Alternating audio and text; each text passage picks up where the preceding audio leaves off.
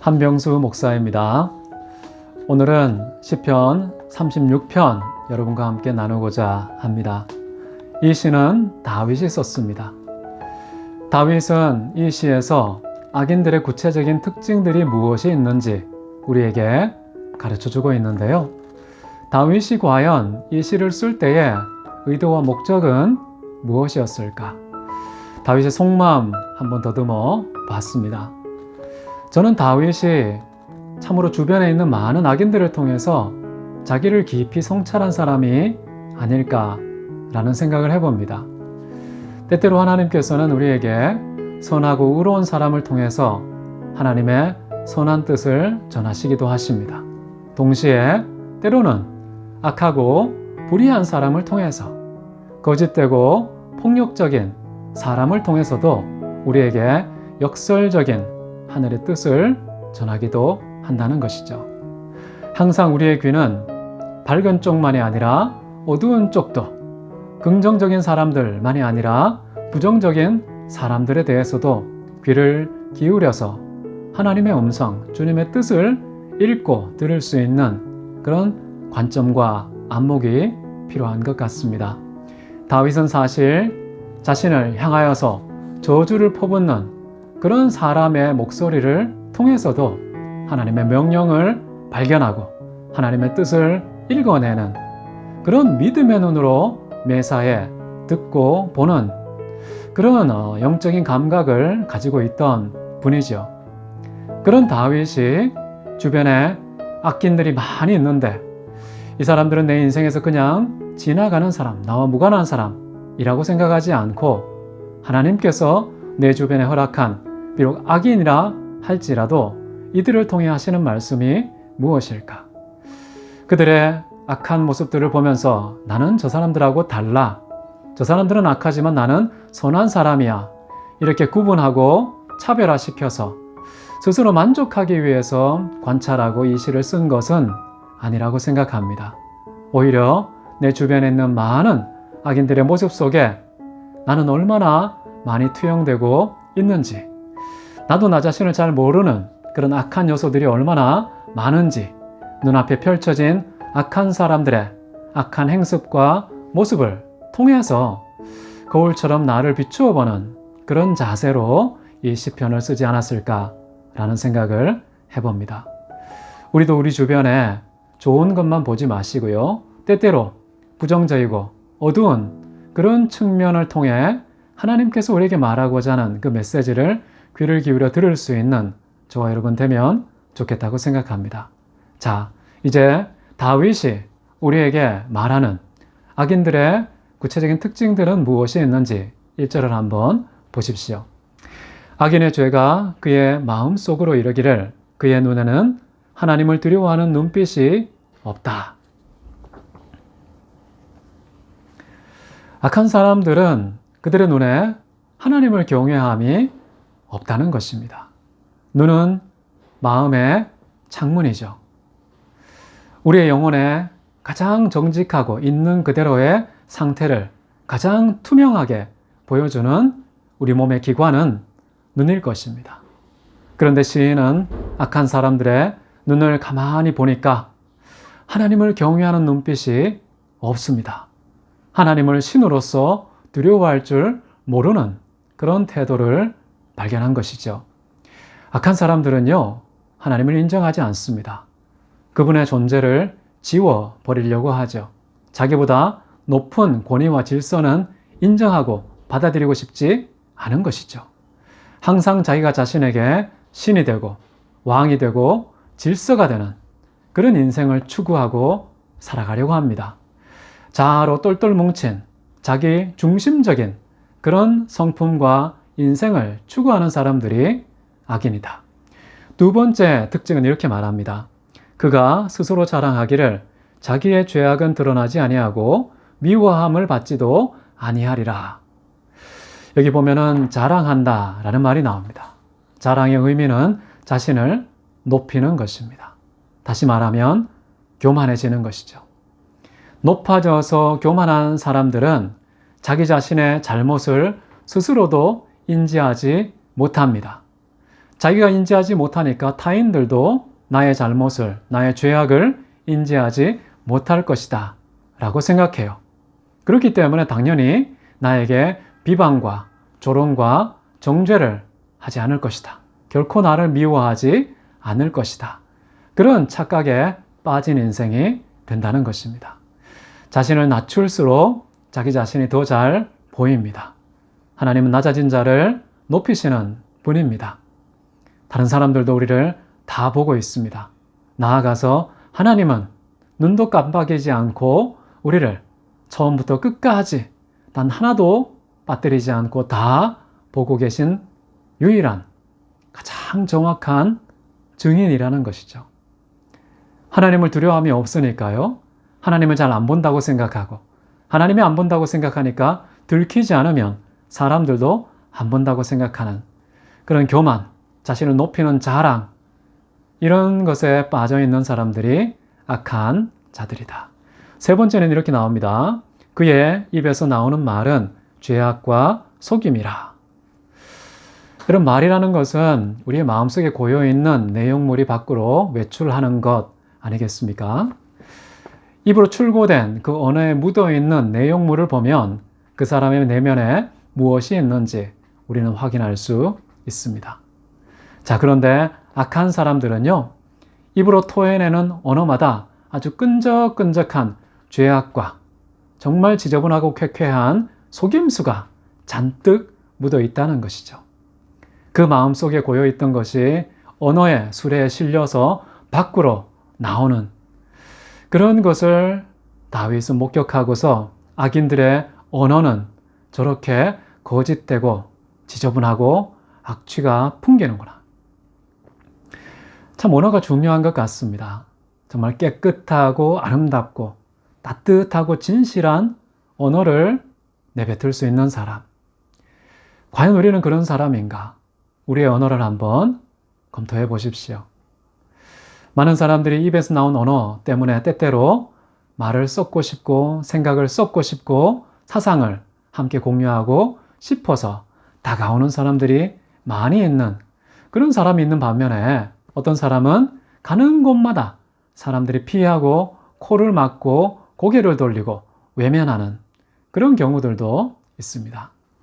나의 언어는 과연 어떤 냄새, 어떤 온도, 어떤 피부를 가지고 있는지 한번 깊이 성찰할 필요가 있겠죠. 악한 자들의 언어에는 거짓과 악독이 잔뜩 묻어 있다. 누가 가까이 하고 싶겠습니까? 그런 사람들이 다윗의 주변에 있었고요. 자, 네 번째는 이렇게 나옵니다. 그는 그의 침상에서 죄악을 꾀하며 스스로 악한 길에 서고 악을 거절하지 아니하는도다. 여러분, 침상이 어디입니까? 모든 활동을 중단하고 이제 쉼과 안식을 누리는 모든 활동이 멈추어진 그런 순간에도 멈추지 않는 활동이 있다는 것이죠. 뭘까요? 악을 도모한다는 것입니다. 그래서 침상은 악인에게 죄악의 공작소다 라고 볼 수가 있을 것입니다. 그리고 이 사람은 악한 길에 스스로 서기를 원하는 사람이다. 악한 일에 항상 앞장서고 악한 일에 목소리를 높이고 악한 일에 많은 사람들을 동원하고 충동하고 그 일로 다 밀어붙이는 그런 일을 하는 사람은 악한 사람이다. 더군다나 외부에서 제한되는 모든 악에 대해서 절대 거절하는 법이 없다고 말합니다. 적극적으로 앞장서서 쌍수 들고 그 악을 환영하는 사람. 자, 그런 사람이 악인인데요. 이런 악인을 다스리고 통치하고 계시는 하나님은 어떤 분이신가? 시인은 이 악한 사람들을 대하시는 하나님에 대해서 몇 가지 표현하는 거 나누고 마치겠는데요. 첫 번째 이렇게 말합니다. 여호와여, 주의 인자하심이 하늘에 있고 주의 진실하심이 공중에 사무쳤습니다. 다윗은 주변에 악한 사람들이 많이 있지만 하늘을 들어서 하나님의 인자하심 목격하는 자입니다. 공중에 그 빈 공간을 가득 메운 하나님의 진실하심, 성실하심, 그런 것을 바라보고 있는 사람인 것이죠. 하늘 보면 뭐 아무것도 없지 않습니까? 그 텅 빈 곳에 어떻게 하나님의 인자와 하나님의 성실을 발견할 수 있을까? 저는 다윗의 그런 눈을 가지고 싶습니다. 눈만 뜨면 눈에 걸리는 게 아무것도 없는 허공을 쳐다봐도 하나님의 빼곡한 성실과 인자를 목격할 수 있다면 얼마나 행복한 사람일까요?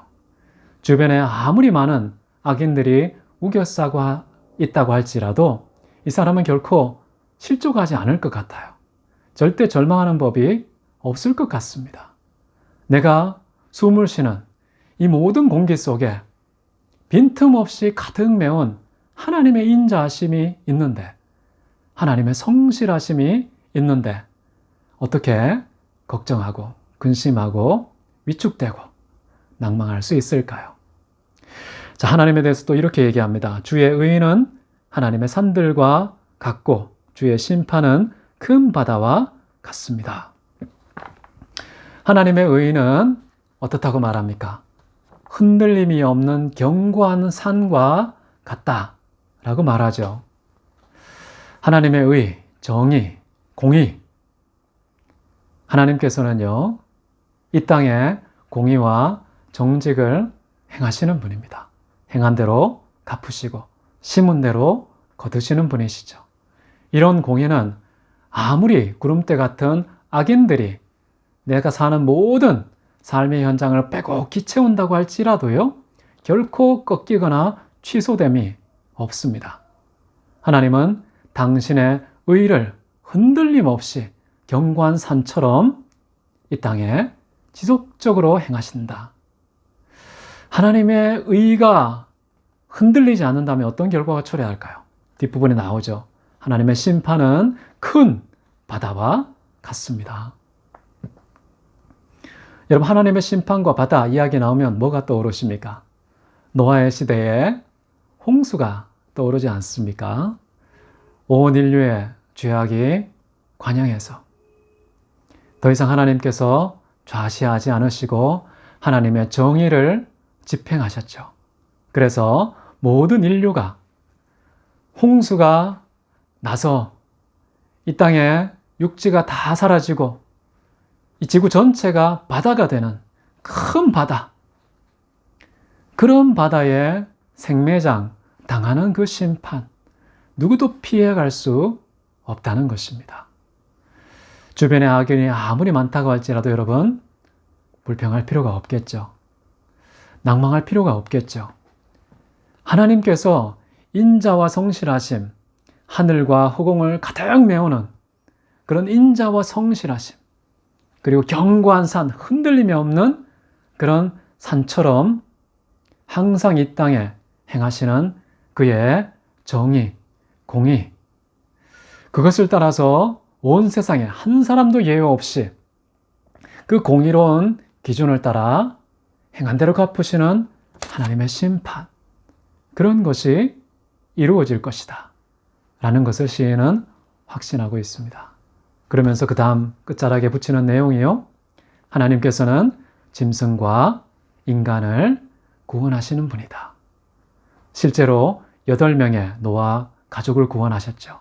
그리고 짐승들을 거룩한 이 2쌍씩 이렇게 방주에 들여서 그들을 구원해 주었죠.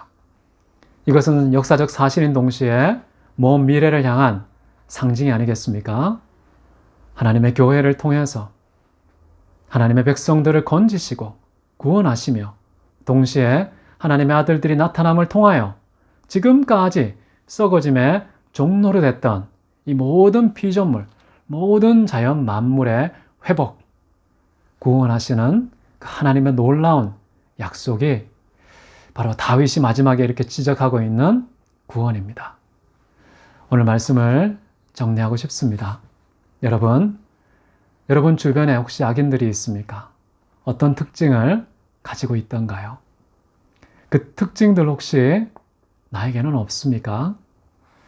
하나님께서 그런 사람들의 특징을 눈에 보이도록 가까이 우리 주변에 두셨을 때에는 우리에게 전하는 메시지가 있습니다.